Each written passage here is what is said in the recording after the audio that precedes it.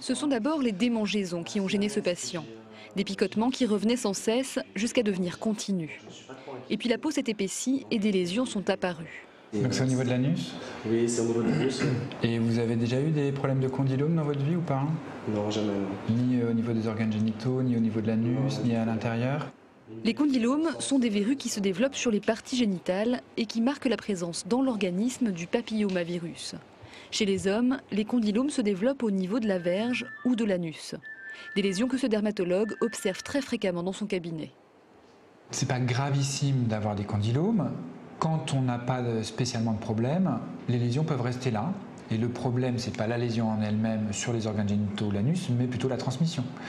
Et on sait bien qu'à chaque fois qu'on a des lésions un peu bizarres au niveau des organes génitaux ou au niveau de l'anus, les gens le montrent aussi, surtout parce qu'ils ont des rapports sexuels et qu'ils veulent protéger le ou les partenaires. Car le papillomavirus est une IST, une infection sexuellement transmissible extrêmement répandue. On estime que 70% de la population adulte est ou sera touchée par le papillomavirus. Près de 200 formes de ce virus existent, la plupart sont bénignes, mais certaines plus agressives provoquent des cancers. Le plus fréquent est celui du col de l'utérus, qui touche chaque année en France 3400 femmes. Pour prévenir ce cancer, depuis 2007, 2 vaccins sont recommandés pour les jeunes filles n'ayant pas encore eu de rapport sexuel. Le vaccin ne couvre que 2 des virus cancérigènes qui sont à l'origine de seulement 70% des cancers du col de l'utérus. Les laboratoires s'intéressent désormais aux hommes.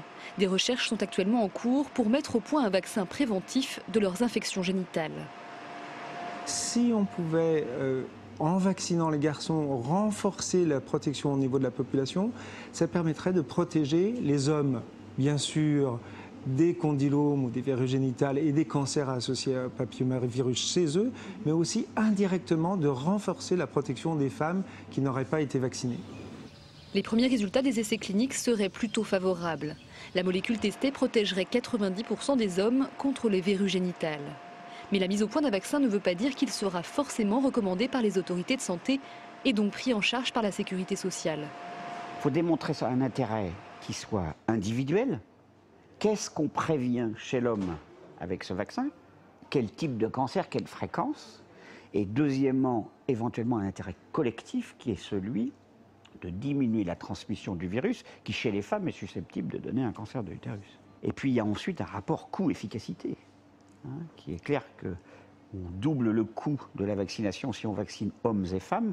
Il faut aussi que derrière, il y ait un rapport coût-efficacité qui soit favorable. Chez les hommes, les infections à papillomavirus se transforment assez rarement en cancer de la verge ou de l'anus. Seul 1 millier de cas est dénombré chaque année. Sachant que chaque vaccination coûte près de 500 €, il y a donc peu de chances que le vaccin, même s'il est mis au point, soit un jour pris en charge pour les hommes.